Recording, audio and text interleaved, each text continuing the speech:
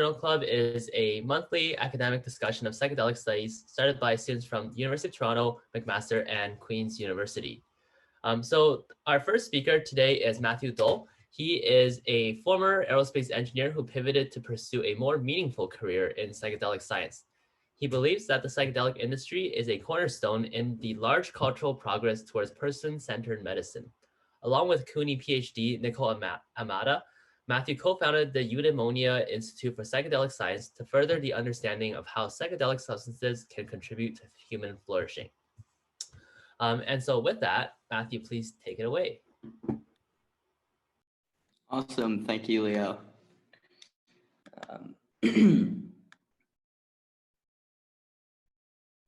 Okay.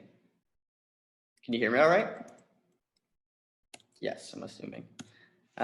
Okay, so I'll be presenting self-actualization and integration of psychedelic experience, the mediating role of perceived benefits to narrative self-functioning. This is a paper currently under review at the Journal of Humanistic Psychology. It's written by Nicole Amada and Jacob Shane, and I'm presenting this as a research assistant on the paper, and also as I founded a company with Nicole that I'll be talking a bit about at the end. So this is a bit of an abstract paper, so I'm going to be spending a lot of time on the background, covering the concept of eudaimonia, what is narrative self-functioning and how it relates to psychedelics, and then an old classic, integration, and how that fits in. And then I'll be diving into the paper, talking about the objective, the methods, the results and discussion, and then a little bit about the Eudaimonia Institute at the end. So the concept of eudaimonia originated in ancient Greece. And it's a concept similar to happiness that the Stoic philosophers, including Aristotle, used to write about quite a bit. And so I've included these two quotes from Aristotle because I think they embody the idea of the concept really well. The happy man both lives and does well, and wealth is clearly not the good we are looking for, since it's useful and for the sake of something else. So eudaimonia means to live a good life and realize one's full potential, another Aristotle quote. And it exists in the present day as a modern framework of well-being with its roots in humanistic psychology, a perspective of psychology that emphasizes the whole human being. A pioneering work of which would be Abraham Maslow's theory of motivation and coining of the concept of self-actualization. So you would think that the science of well-being is fairly straightforward at this point, but there's still quite a lot of debate over what it means to be well. And you can sum up this debate in kind of two major schools of thought. The hedonic school of thought, which considers well-being to consist of happiness measured in subjective well-being, which is literally the absence of negative affect and the presence of positive affect, versus the eudaimonic school of thought, which views well-being as being more than just happiness. So eudaimonic well-being is measured by the degree to which one is fully functioning. And obviously there's some debates around what fully functioning is, but qualities of fully functioning people can be traced back to Maslow's original theories, with qualities such as autonomy, authenticity, and meaning. And being high in eudaimonic well-being is associated with traits like more stable happiness, subjective vitality, higher quality relationships, and better physical health. So the narrative self and how it relates to psychedelics. So the narrative self is the complex sequence and collection of thoughts, stories, and ideas about oneself embedded in a remembered past and intentional future that make up ourself. Psychedelics may have a unique potential to target narrative self-functioning. And so this could be unique to psychedelics as a mental health intervention when compared to other modern mental health interventions, such as SSRIs. Whereas SSRIs work to change affect at a subpersonal level, with psychedelics, much of the transformation is left up to the individual. So it's been purported with the Rebus model from Carhart-Harris, which some journal club regulars may remember, that psychedelics help to do this by temporarily dismantling previously held high-level beliefs to provide a window of opportunity for new, more adaptive beliefs and cognitions to form.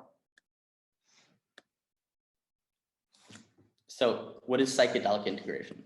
Well, importantly, for these new adaptive beliefs to be lasting, to lead to lasting psychological change, it's necessary to consolidate and apply these changes to narrative self to one's life.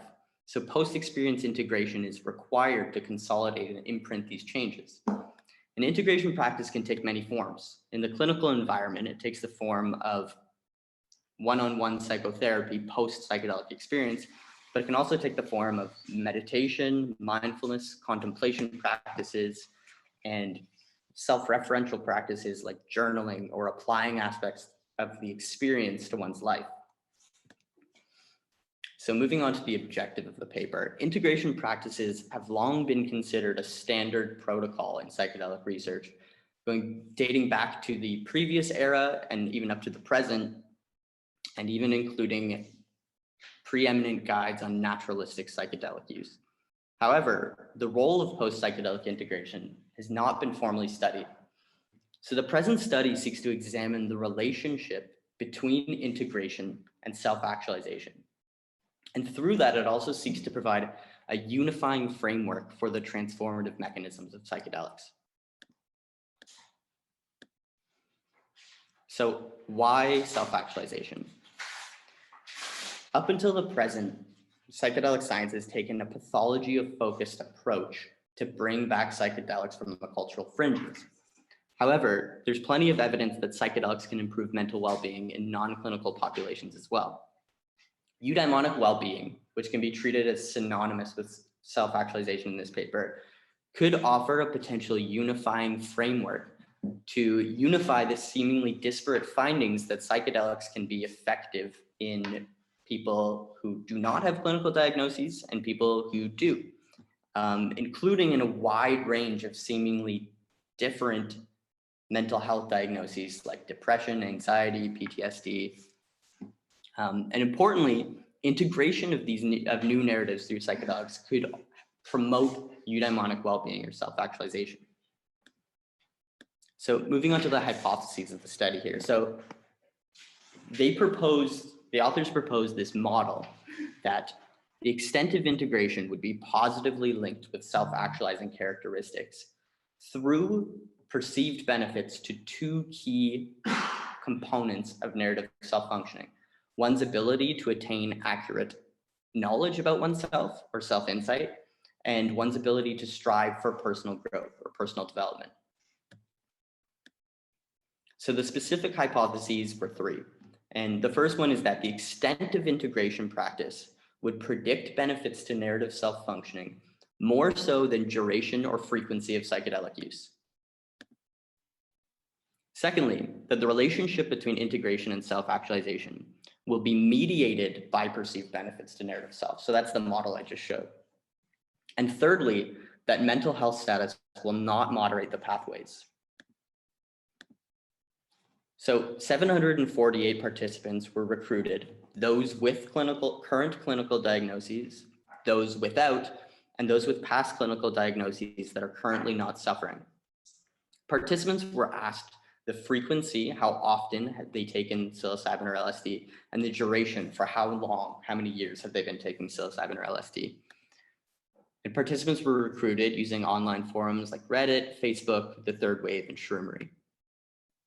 So a novel 14-item integration scale was used to assess extent of integration. So there's 14 different integration items were created, and participants were asked the extent to which they participated in any of those activities on a scale from 1 to 4. Some examples of these integration activities would be incorporating aspects of the experience into my everyday life or practicing meditation and or mindfulness. So next, an exploratory analysis was run, whereby the 14 integration practices were broken up into 4 different integration categories.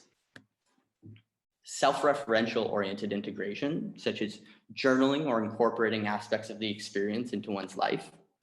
Mindfulness oriented integration, such as meditation.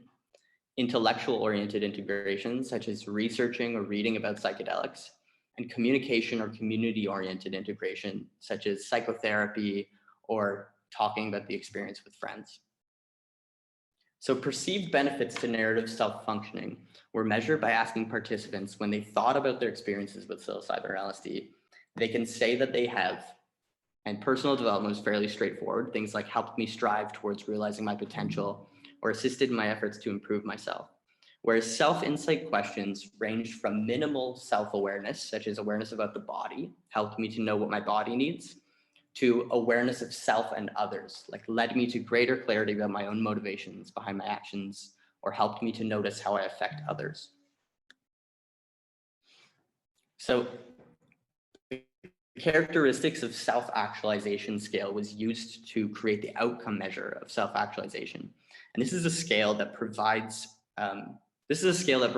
measures of how much an individual is displaying characteristics of self-actualized individual.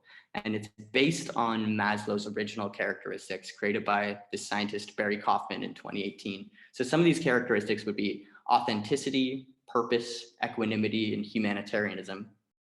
And one displaying these characteristics would be more associated with greater life satisfaction, self-acceptance, positive relations, environmental mastery, personal growth, all this good stuff. So moving on to the statistical analyses of the study. So to test the first hypothesis, the authors examined whether integration was related with perceived benefits to self-insight and personal development, independent of frequency and duration of use. To test the second hypothesis, integration was regressed on self-actualization, controlling for frequency and duration of use, and then perceived benefits was introduced to the model as a mediating variable. Finally, the third hypothesis was tested by examining whether relationships in the model were moderated by participants' mental health status using multi-group structural equation modeling. And then an additional mediation analysis was run with the integration categories separated. So looking at the results, this is a bit of a crude initial model, but this is the results for hypothesis 1. So we can see that integration was significantly related to perceived benefits to narrative self-functioning, much more so than frequency or duration of use, which was not significantly correlated to perceived benefits at all. And so this is the model for the mediation analysis. We see that integration was significantly related to self-actualizing characteristics, as well as perceived benefits, which in turn was significantly related to self-actualizing characteristics. So this indicates that perceived benefits does partially mediate the relationship between integration and self-actualization, accounting for about 40% of the relationship. Finally, the model with integration categories shows that self, mindfulness, and communication-oriented integration are all significantly correlated to perceived benefits to narrative self-functioning. So this model indicates a complete mediation of the relationship between self-actualizing characteristics and both self-referential and mindfulness-oriented integration. So moving on to the discussion here. So if there's this psychedelic-induced window of opportunity to create more adaptive self-narratives and cognitions, this kind of implicitly emphasizes the importance of integration practice in consolidating these new narratives. It also explicitly emphasizes the fact that changes to narrative self are key in promoting psychological benefit. And the results of hypothesis 1 lended support to both of these ideas. So quality, not quantity. A key finding of this study was the confirmation of hypothesis 1, that the extent to which one integrates their psychedelic experiences is of much greater importance to positive mental health outcomes compared to duration or frequency of psychedelic use. And finally, I think this brings up some interesting thoughts around microdosing. Knowing that integration is more predictive of positive outcomes than duration or frequency of use, it could also be that integration of possible shifts in self-narrative are also key to benefits with microdosing. So this is something that we're going to be looking at in an upcoming study. So what does it mean that perceived benefits to narrative self-functioning? So what does it mean that perceived benefits to narrative self-functioning partially mediated the relationship between integration and self-actualization? Well, by providing a potential mechanistic explanation for extensive integration leading to self-actualization, these results lend support to the idea that the narrative self is at the heart of psychedelic transformation. What I think is really interesting is this study is saying it's not the psychedelics that are causing improvements in well-being. They're simply providing a window for the mind to heal itself or to strive towards self-growth. And considering that mental health status did not affect the model, this indicates that the eudaimonic framework could be a potential unifying model for psychedelic transformation. So why might dismantling high-level beliefs lead to enhanced well-being across clinical and non-clinical populations? There's research showing that curiosity about self reduces over time as we become more sure of ourselves and our surroundings. And there's also evidence that shows that psychedelics engender lasting increases to openness and receptivity to new perspectives. So dismantling of prior beliefs through psychedelics might encourage learning about the self. And this is congruent with other research highlighting self-related insight as central to psychological change. And I think this study corroborates this research, demonstrating a positive link between participants' ability to attain accurate knowledge about themselves with self-actualizing characteristics. And there's some interesting parallels here with meditation practices like Vipassana, which is centered around the idea of self-insight. And then the final question this brings up is, why might more adaptive cognitions be formed as a result versus, say, equally maladaptive cognitions or less so?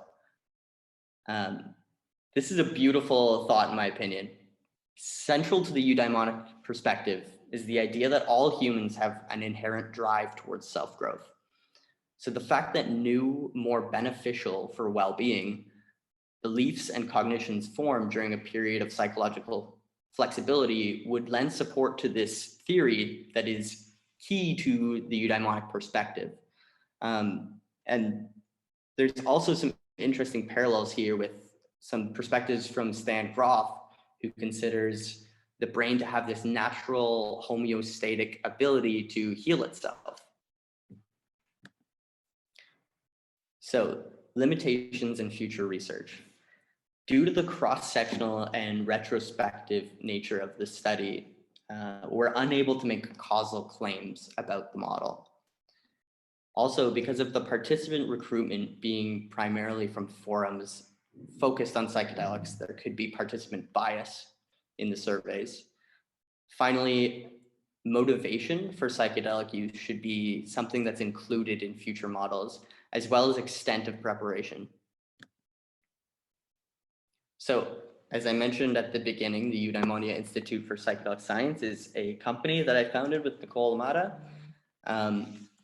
The primary goal is to conduct research on the extra pharmacological factors that contribute to lasting positive psychological change through psychedelics.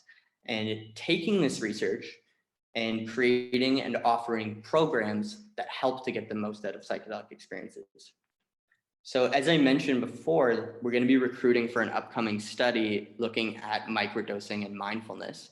And we're going to be recruiting through our website. So if you're interested in furthering psychedelic science, and we're still ironing out the details here, but there may be some incentives offered too, please visit the website and feel free to register. And thank you very much for listening to my talk. Awesome. Thank you so much, Matthew. That was a really, really interesting talk. Just to remind everyone that you can drop your questions in the chat. I'll start off actually with one that I was just wondering if you're willing to share, but like, how did you personally, or you and your research group, get into this like idea of like a eudaimonic perspective? Like, how did that, what kind of led you to getting into that idea? That's a great question. I can't answer for Nicole. She's been looking into this idea of the eudaimonic perspective and the narrative self for quite some time. She's wrote a few papers on this. Yeah, and I myself, I just have always been interested, I think, in how psychedelics can not only help heal those with diagnoses, but better the well. I think that's a really important thing that we need to consider looking at. And yeah, I think the eudaimonic perspective, like I said in the paper, it offers this unifying framework to tie together all of these findings potentially. Awesome, thank you. I feel like we're a little bit quiet on the questions today, but I actually had another one, so I'll just keep going. And maybe I just missed it, but how are you measuring like integration exactly? Like how, like the degree that people were integrating? So it was just a survey. There was 14 different integration items created, and participants answered the extent to which they participated in those integration practices following their psychedelic use on a Likert scale from 1 to 4. Okay, very, very interesting. Okay, well, if we don't have any audience questions, I'm assuming everyone was just like very interested and like you explained it really well, so there wasn't much left to ask. Oh, Thomas Anderson looks like he does have a question actually.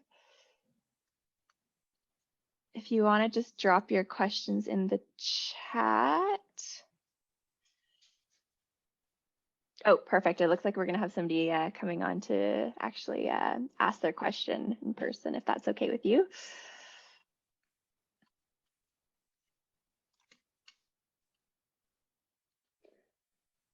Can you just raise your hand if you wanted to ask a question, and then I can unmute you.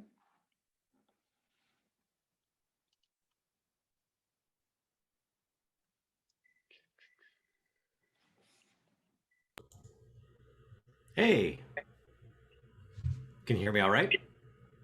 Yep, we can hear you. Awesome.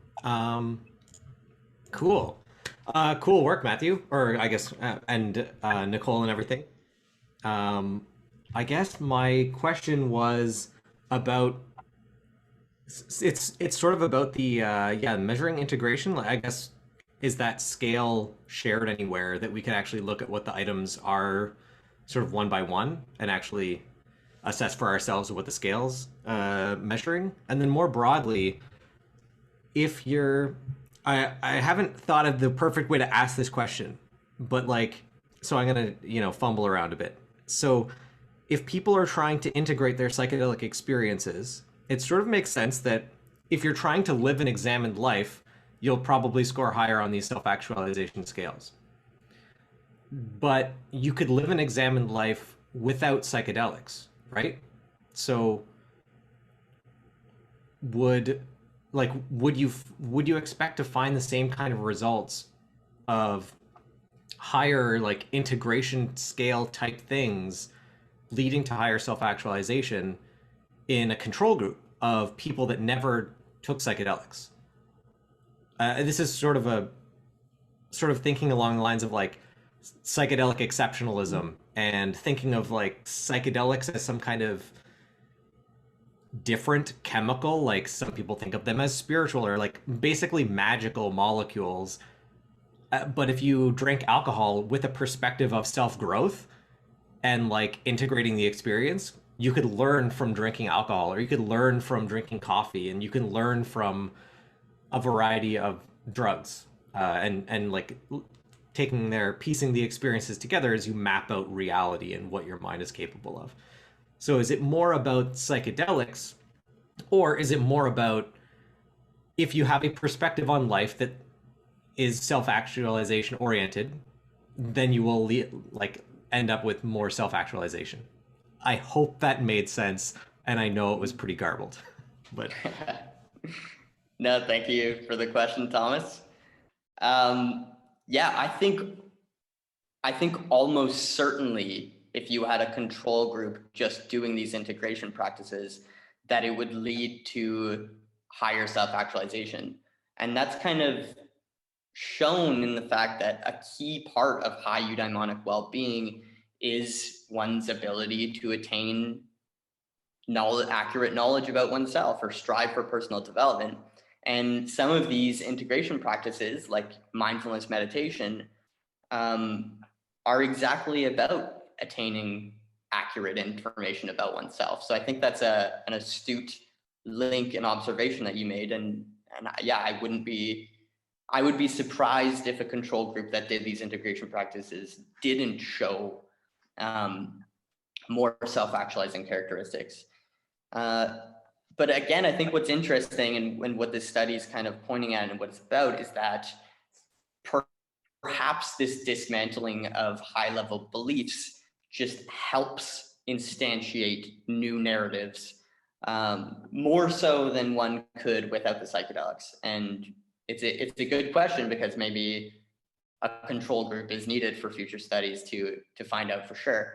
As far as your first question, it is in the manuscript, the 14 integration items, and I'm sure Nicole would be happy to share it with you. I can reach out to her and find out, and we can email it to you and anyone else if they want to. Feel free to reach out. Awesome, thank you. And then I think Dawn Marie had a question as well, if you want to go ahead. Yeah, if you can hear me okay? Yep. Matt, I'm just curious, in the integration list, you had linked together if you had spoken about your experiences either with a psychotherapist or your friends. And I'm just curious if those, like, I know that friends can be really helpful, but like, are those really able to, this might be garbled too, like, should those be linked together, or like, is it possible that psychotherapists might have like more or less to offer because friends may have like bad advice? Not that psychotherapists can't, but like, could they be better educated to help you in the integration process? And so I was just curious if like you would put those together. And, yeah, so if they'll be separated. An important thing is that aside from the categories themselves, within categories, this study doesn't show any sort of, it doesn't shed any insight on whether one form of integration led to any outcomes over another. So it doesn't say anything about that. The grouping of speaking with a psychotherapist or speaking with friends was just based around the idea of this is an integration category of sharing the experience with others in general. Does that answer your question? Yeah, it does. And I guess just adding on to that is like, what do you see the future for psychotherapists in their role in integration with psychedelics as this becomes hopefully a larger avenue for healing for people and hopefully mainstream?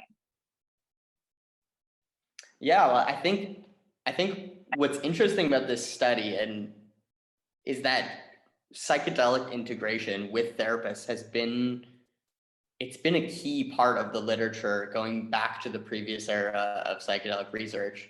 And, it's included in the guides to human hallucinogenic research, but the role of integration exactly, and so the ability to fine tune and optimize integration towards better outcomes we haven't been able to do that because of that lack of research.